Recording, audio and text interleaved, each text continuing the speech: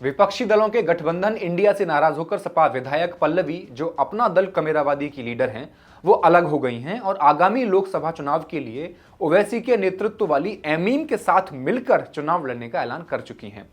PDM को अखिलेश यादव के PDA मोर्चा की तर्ज पर उन्हें टक्कर देने के लिए तैयार किया जा रहा है। पीडीएम यानी पिछड़ा दलित मुस्लिम और पीडीए यानी पिछड़ा दलित अल्पसंख्यक।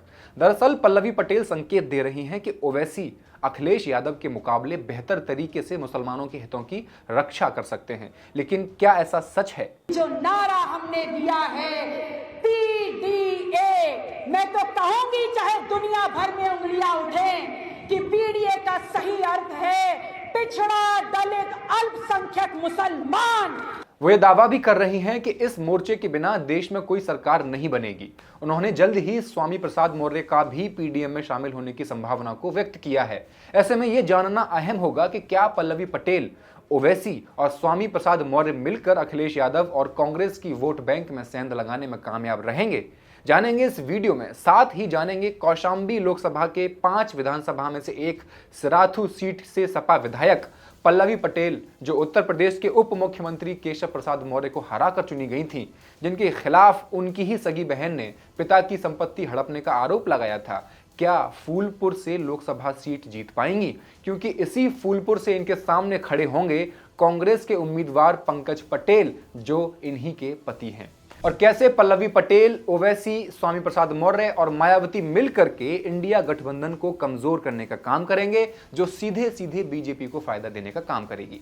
इन सारे सवालों के जवाब इस एक वीडियो में बने रहिए लास्ट तक हमारे साथ। नमस्कार, मैं हेमंत और आप देख रहे हैं मॉलिटिक्स। उत्तर प्रदेश की यह जगह महाभारत के 16 महाजनपदों में से एक है, जो वत्स महाजनपद के राजा उदयन की राजधानी है।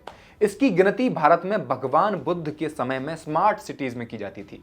यह जगह देश के चारों कोनों से व्यापार और वाणिज्य के केंद्र होने से खास थी। शहर में खुदाई के दौरान कई पुराने सिक्के, प्रतिमाएं, स्तूप यहां से निकले हैं, जो यहां के गौरवशाली इतिहास की दास्तां बयां करते हैं। इस जगह पर भगवान बुद्ध बौद्ध ज्ञान प्राप्त होने के 6ठे और 9वें साल में उपदेश देने के लिए आए थे। यमुना के किनारे इसकी स्थापना चेदी राजकुमार कुश या कुशंबा ने की थी, इसलिए कालांतर में इसका नाम कौशाम्बी पड़ा।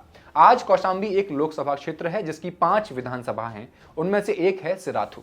सिराथू विधानसभा सीट से यूपी के चुनावों में समाजवादी पार्टी की प्रत्याशी थी पल्लवी पटेल।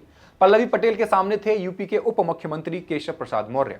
चुनावी प्रचार में पल्लवी के साथ डिंपल यादव और जया बच्चन ने सिराथू की जनता के घर घर जाकर वोट देने की अपील की और नतीजतन पल्लवी ने केशव मौर्य को हरा दिया। कौशाम्बी की सिराथू विधानसभा सीट 2012 के चुनाव से पहले एससी के लिए आरक्षित थी। यहां 1993 से 2007 तक बसपा ने लगातार 4 बार जीत दर्ज की थी। 2008 में परिसीमन हुआ, जिसके बाद यह सीट सामान्य वर्ग की कर दी गई। वहीं बात करें कौशाम्बी लोकसभा सीट की, तो यह समाजवादी पार्टी का गढ़ रहा है। 1996 से 2004 तक यहां सपा का वर्चस्व था। फिर बसपा आई 2009 में, उसके बाद बीजेपी दोनों बार यहां से जीतने में कामयाब रही। सिराथू विधानसभा से सपा के चिन्ह पर जीती पल्लवी इस बार फूलपुर की लोकसभा से सांसदी का चुनाव लड़ने जा रही हैं। सिराथू विधानसभा में 1 लाख से अधिक दलित वोटर हैं। इसमें 60% से अधिक पासी हैं। 80,000 के करीब मुस्लिम और यादव हैं, जो एक मुश्त सपा के वोटर माने जाते हैं। यहां से 25% से अधिक नॉन यादव ओबीसी हैं। इनमें पटेल और मौर्य कुशवाहा दोनों हैं।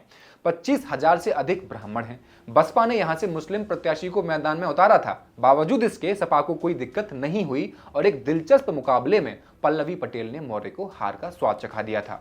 इसका मतलब साफ था कि यहां के 80,000 मुस्लिम यादव सपा के साथ थे। पल्लवी पटेल के बारे में अब थोड़ा जान लेना जरूरी है। पल्लवी पटेल अपना दल कमेरावादी से ताल्लुक रखती हैं। उत्तर प्रदेश में पटेलों का एक अच्छा खासा वोटर बेस है, विशेषतः पूर्वांचल में। तो 1995 में डॉक्टर सोनेलाल पटेल एक पार्टी का निर्माण करते हैं और उसका नाम रखते हैं अपना दल। इससे पहले पटेल साहब बसपा में हुआ करते थे, लेकिन कांशीराम से मतभेद के चलते उन्होंने समाज के दबे कुचले, कमजोरों और पिछड़ों को लेकर अपना दल की नींव रखी। अपना दल के गठन के पूर्व उन्होंने लखनऊ के बेगम हजरत महल पार्क में एक कुर्मी क्षत्रिय महारैली का आयोजन किया, जिसमें अपार जनता जुटी। इस रैली को बीबीसी न्यूज ने सबसे बड़ी जातीय रैली कहा था और यही रैली अपना दल के गठन का आधार भी बनी।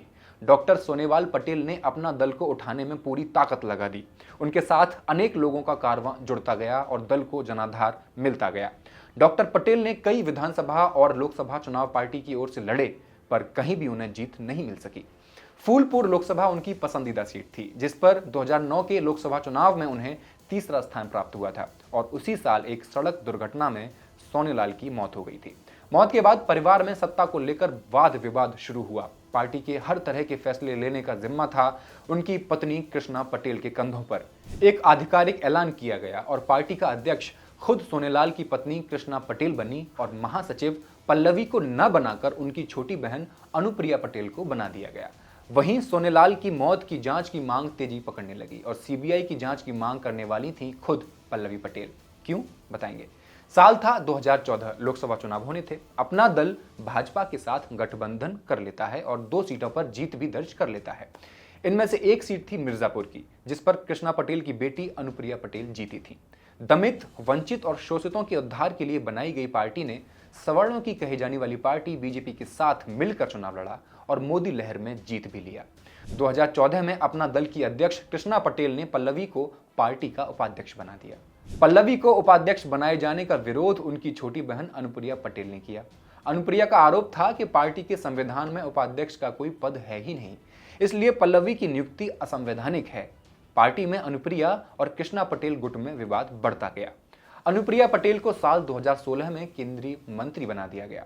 अनुप्रिया पटेल का कद अब अपना दल में बढ़ रहा था, जिसने परिवार में विवाद इतना बढ़ा दिया कि मामला चुनाव आयोग तक पहुंच गया, जो आगे चलकर सबसे अहम कारण बनता है फूट का। 2016 में अपना दल 2 हिस्सों में टूट जाता है, एक अपना दल एस और अपना दल के।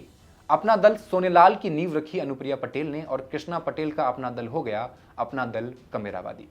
पल्लवी पटेल भी अपने मां के साथ इसी का हिस्सा हैं। इसके बाद बेटी अनुप्रिया पटेल ने भाजपा के साथ गठबंधन को आगे बढ़ाया, जबकि कृष्णा पटेल अपनी दूसरी बेटी पल्लवी पटेल के साथ समय समय पर कई गठबंधनों का हिस्सा बनी। पिछले लोकसभा चुनाव में कृष्णा पटेल ने कांग्रेस के साथ मिलकर चुनाव लड़ा था और इस बार के विधानसभा चुनाव में अखिलेश यादव की समाजवादी पार्टी के साथ। कहानी में ट्विस्ट तब आया जब पल्लवी पटेल ने अपनी छोटी बहन को अपने पिता की मौत का सौदेगार कहा और कहा कि अनुप्रिया नहीं चाहती कि उनके पिता की मौत की सीबीआई जांच कराई जाए। वहीं कहानी में एक और एंट्री हुई। ये एंट्री थी अमन पटेल की। सोनेलाल की 4 बेटियों में सबसे छोटी बेटी और पल्लवी पटेल की सबसे छोटी बहन अमन पटेल ने कहानी को नया रूप दे दिया। उन्होंने कहा कि पिता की मृत्यु बहुत ही दुखदायी है, लेकिन उनके नाम पर राजनीति डॉक्टर पल्लवी पटेल कर रही हैं, जो ठीक नहीं है। सीबीआई जांच की बात पर अमन पटेल ने कहा कि पूरे समय वे दुर्घटना के बाद अपने पिता के साथ थीं और आईसीयू की खिड़की से पिता को देखती रहीं। फिर किस बात पर डाउट है पल्लवी पटेल को? ये बात अब क्यों याद आ रही है, पहले क्यों याद नहीं आई? वे राजनीति कर रही हैं। अमन पटेल ने कहा कि परिवार में झगड़े का कारण लालच है। उनकी बहन ने पूरी संपत्ति अपने नाम करवा ली, जबकि संपत्ति पर उनका भी हक था। अमन पटेल ने उत्तर प्रदेश के पुलिस महानिदेशक को एक पत्र भी लिखा। उस पत्र में सबसे बड़ी बहन पल्लवी पटेल पर पिता की संपत्ति हड़पने का आरोप लगाया गया था। अमन ने 2021 में प्रयागराज में एक सभा के दौरान पल्लवी पटेल को राजनीतिक उत्तराधिकारी घोषित किए जाने को जबरदस्ती लिया गया फैसला करार दिया था। हालांकि अमन के आरोपों का उनकी मां कृष्णा पटेल ने खंडन किया। उन्होंने अपने दामाद आशीष पटेल यानी अनुप्रिया पटेल के पति और भाजपा पर परिवार में फूट डालने का आरोप लगाया था। अमन की मां ने कहा था कि ट्रस्ट में 4 बेटियों का नाम है। अमन नादान है, उसने जो कुछ लिखा है वह आशीष और भाजपा की भाषा है। इधर उधर हाथ पैर मारते हुए जैसे तैसे अपनी वंचित शोषित विचारधारा को त्याग कर हर तरह की पार्टी से गठबंधन कर करा के राजनीति में आई अपना दल ओवैसी के साथ क्या कुछ कर पाएगी वो तो वक्त ही बताएगा। लेकिन सवाल ये उठ रहे हैं कि ये नया मोर्चा पीडीएम, जिसमें बाबूराम पाल की राष्ट्रीय उदय पार्टी, प्रेमचंद बिंद की प्रगतिशील मानव समाज पार्टी भी शामिल है, लोकसभा चुनाव में किसका खेल बिगाड़ेगा? नए मोर्चे का नाम और ऐलान के मौकों पर कही गई बात दोनों पर गौर करें तो निशाने पर बीजेपी से ज्यादा समाजवादी पार्टी लग रही है। पीडीएम में एम से ही पता चल जाता है कि फोकस किस मतदाता वर्ग पर रहने वाला है। पल्लवी ने कहा भी कि पीडीए के ए में बड़ी कंफ्यूजन है, कहीं ये अल्पसंख्यक रहता है तो कहीं अगड़ा, कहीं आदिवासी बन जाता है। वहीं सपा कार्यकर्ताओं का कहना है कि अपना दल दमित अल्पसंख्यक विरोधी बीजेपी के साथ सत्ता की मलाई चाट चुका है। सपा ने कभी बीजेपी का साथ मंजूर नहीं किया। पल्लवी और ओवैसी की रणनीति पिछड़ा और मुस्लिम वोटों का नया समीकरण गढ़ने की है। अगर ये रणनीति तनिक भी सफल होती है तो रामपुर, मुरादाबाद, आजमगढ़ जैसी कई ऐसी सीटों पर सपा का खेल बिगाड़ सकती है, जहां ओबीसी और मुस्लिम मतदाता ही जीत हार का निर्धारण करते हैं।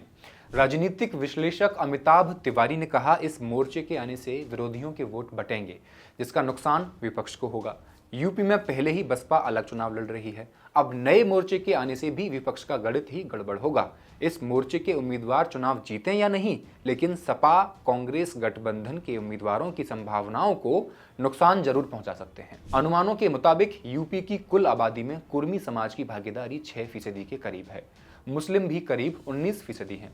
पूर्वांचल की मिर्जापुर, वाराणसी जैसी लोकसभा सीटों पर कुर्मी समाज प्रभावशाली तादाद में है, तो दर्जन भर से अधिक सीटों पर मुस्लिम।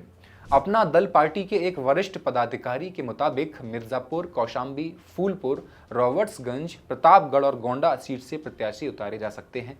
वोटिंग पैटर्न की बात करें तो कुर्मी किसी एक पार्टी को वोट नहीं करते, वहीं मुस्लिम समाज ज्यादातर सपा के साथ रहता है।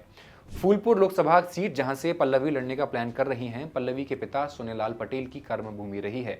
2019 में यहां से कांग्रेस के टिकट पर पल्लवी के पति पंकज पटेल चुनाव लड़े थे और तीसरे नंबर पर रहे थे। 1984 से अब तक 9 बार यहां कुर्मी बिरादरी का ही सांसद रहा है। अब नया मोर्चा यूपी की सियासत में किस कदर नया विकल्प बन पाता है, आप हमें कमेंट बॉक्स में जरूर बताएं। शुक्रिया।